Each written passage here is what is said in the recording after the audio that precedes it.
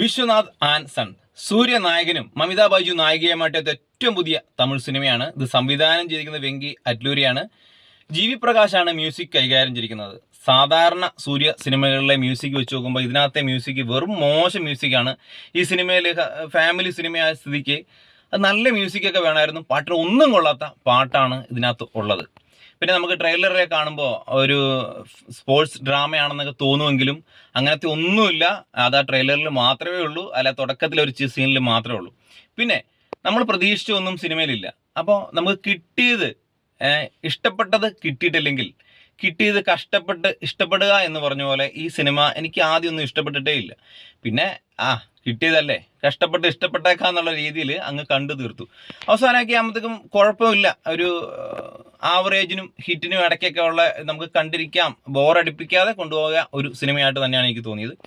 സൂര്യയുടെ കഥാപാത്രം എന്ന് പറയുന്നത് ഒരു 40 വയസ്സുകാരനായിട്ടാണ് അഭിനയിക്കുന്നത്. അവിവാഹിതനാണ്. അച്ഛനും അമ്മയും അതേപോലെ തന്നെ വാടക കാമുകയൊക്കെ ആയിട്ടുള്ള ഒരു സിനിമ മകനൊക്കെയുള്ള.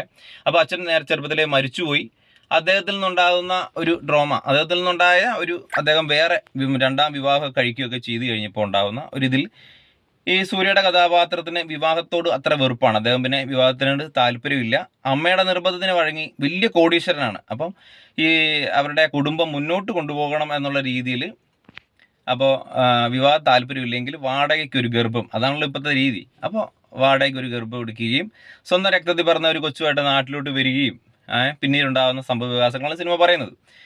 അപ്പോൾ അത് മാത്രമല്ല, പ്രത്യേക സാഹചര്യത്തിൽ ഈ വാടക അമ്മ നാട്ടിലോട്ട് വരികയും മമിത ബൈജു ആണ് ആ കഥാപാത്രത്തെ അവതരിപ്പിക്കുന്നത്. സൂര്യയുടെ അമ്മയായിട്ട് അഭിനയിക്കുന്നത് നമ്മുടെ രാധിക ശരത് കുമാറാണ്. അപ്പോൾ മമിത ബൈജു അമ്മ കഥാപാത്രം നാട്ടിലോട്ട് വരും. പിന്നീട് ഉണ്ടാകുന്ന പ്രശ്നങ്ങളും പിന്നെ ഇവരുടെ ബന്ധങ്ങളും, കുടുംബം, അച്ഛനമ്മ, അല്ലെങ്കിൽ സഹോദരി ബന്ധങ്ങൾ, അല്ലെങ്കിൽ സുഹൃത്ത് ബന്ധങ്ങൾ എല്ലാം പറയുന്ന ഒരു സിനിമയാണ്. പിന്നെ ഏജ് ഡിഫറൻസ്, ഈ വിവാഹത്തിൻ്റെ ഏജ് ഡിഫറൻസിനെ പറ്റി നല്ലപോലെ ഈ സിനിമയിൽ ചർച്ച ചെയ്യുന്നുണ്ട്. പിന്നെ ഒരു ഫാമിലി സിനിമയാണ്. അപ്പോൾ ഇതിൻ്റെ നമ്മൾ പറഞ്ഞു മ്യൂസിക്കിൻ്റെ ഇതിലോട്ട് വരുമ്പം മോശം മ്യൂസിക്കാണ് ഈ സിനിമ കൈകാര്യം ചെയ്തിരിക്കുന്നത്. ബാക്ക്ഗ്രൗണ്ട് സ്കോർ മാത്രമാണ് കുറച്ചെങ്കിലും കിടിലനായിട്ട് എനിക്ക് അനുഭവിച്ചു. ബാക്ക്ഗ്രൗണ്ട് സ്കോർ, മോശമില്ലാത്ത ബാക്ക്ഗ്രൗണ്ട് സ്കോർ അവർ കൊടുത്തിട്ടുണ്ട്. പിന്നെ ഇതിൻ്റെ പ്രത്യേകത എന്ന് വെച്ചാൽ ഇവരുടെ പ്രകടനങ്ങൾ, നമ്മുടെ രാധിക ശരത് കുമാറാണ് അമ്മ വേഷത്തിലിരുന്നത്. കിഡിലൻ പ്രകടനമാണ് അദ്ദേഹത്തിൻ്റെ ഭാഗത്തുനിന്നുണ്ടായിരിക്കുന്നത്.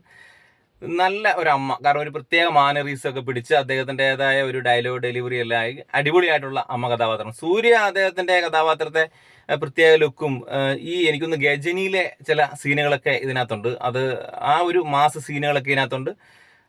നല്ല പ്രകടനം, മോശമില്ലാത്ത പ്രകടനം അദ്ദേഹം കൈകാര്യം ചെയ്തു കൊണ്ട്. ഒരു അമ്മ മരിച്ചെടുക്കുന്ന സീനിലൊക്കെ കിടിലൻ പ്രകടനമാണ്. അതേപോലെ തന്നെ മമിത ബൈജു ഓരോ സിനിമ ചെല്ലുമ്പോൾ അദ്ദേഹത്തിൻ്റെ റേഞ്ച് കൂടി വരികയാണ്. ഈ സിനിമയിൽ ഒരു കാമുകിയായിട്ടോ ഒരു വാടക അമ്മയായിട്ടൊക്കെ അഭിനയിക്കുന്നുണ്ട്. കിഡിലൻ പ്രകടനമാണ്. എന്താ പറയുക, എല്ലാവർക്കും ഇഷ്ടപ്പെടുന്ന രീതിയിലുള്ള പ്രകടനങ്ങൾ, ഇങ്ങനത്തെ റോളുകൾ ആണ് അദ്ദേഹത്തിന് മെയിനായിട്ട് ചെയ്യാൻ പറ്റുന്നത്. അത് കിഡിലനായിട്ട് ചെയ്തിട്ടുണ്ട്. പിന്നെ ഇതിലുള്ള കഥാപാത്രങ്ങൾ, ചെറിയ റോളുകൾ ചെയ്യുന്ന മറ്റുള്ള കഥാപാത്രങ്ങൾ പ്രകടനം എല്ലാവരുടെയും നല്ല മോശമല്ലാത്ത പ്രകടനമാണ്. പിന്നെ ഇതിൻ്റെ സംവിധായകൻ ഇത് ചെയ്തു വെച്ചിരിക്കുന്നത്, അദ്ദേഹത്തിന് കിട്ടിയത് അദ്ദേഹം വെടിപ്പായിട്ടും വൃത്തിയായിട്ടും ചെയ്തു വെച്ചിട്ടുണ്ട്. നല്ല വിഷ്വലൊക്കെ, അതുപോലെ തന്നെ ഇതിൻ്റെ വിഷ്വൽ ലൈറ്റിങ്ങും കളറിങ്ങും ഒക്കെ അടിപൊളിയാണ്. അത് മാത്രമല്ല നല്ല ലൊക്കേഷനൊക്കെ നമുക്ക് കാണാനും നല്ല ഭംഗിയുള്ള ലൊക്കേഷനാണ്. വീടൊക്കെ ആണെങ്കിലും കിടിലൻ വീടുകളും ഒക്കെ ആയിട്ട് കണ്ടിരിക്കാൻ നല്ല രസം. നല്ല ലൈറ്റിങ്ങും കളറിങ്ങും ഒക്കെ ആയിട്ട് കിടിലനായിട്ട് കണ്ടിരിക്കാൻ പറ്റും. മാത്രമല്ല പിന്നെ ഇതിനകത്തുള്ള ആക്ഷൻ രംഗങ്ങൾ ശരിക്കും പറഞ്ഞു കഴിഞ്ഞാൽ സൂര്യയുടെ മറ്റുള്ള സിനിമകളെ വെച്ചും ആക്ഷൻ രംഗങ്ങൾ മോശമായിട്ട് തന്നെയാണ് എനിക്ക് ഫീൽ ചെയ്തത്. പോരാ എന്ന് തന്നെയാണ് എനിക്ക് തോന്നിയത്. പിന്നെ ആർട്ട് ചില സ്ഥലങ്ങളിൽ ആർട്ട് ഒക്കെ ആക്കിയത് മോശമല്ലാത്ത നല്ല വൃത്തിയിൽ അവർ ചെയ്തിട്ടുണ്ട്. അപ്പോൾ മൊത്തത്തിൽ നോക്കുകയാണെങ്കിൽ ഈ സിനിമയുടെ മറ്റുള്ള ഇതിലോട്ട് ഞാൻ കടക്കുന്നില്ല.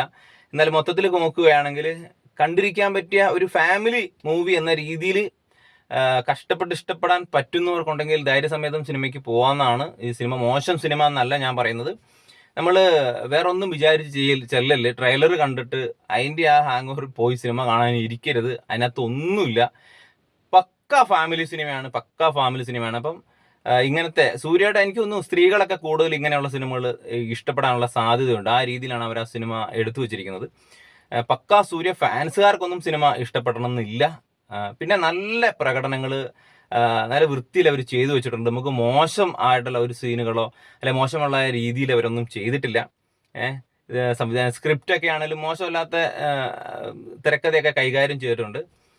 പിന്നെ നമുക്ക് ത്രില്ലിംഗ് ആയിട്ടുള്ള ഒന്നുമില്ല എന്ന് മാത്രമേ ഉള്ളൂ. ഫാമിലിക്ക് കാണാൻ പറ്റിയ ഒരു കൊച്ചു സിനിമയാണ്. അപ്പോൾ സിനിമ കണ്ടവരുണ്ടെങ്കിൽ നിങ്ങളുടെ അഭിപ്രായം എന്താണെങ്കിലും കമൻ്റായിട്ട് അറിയിക്കുക.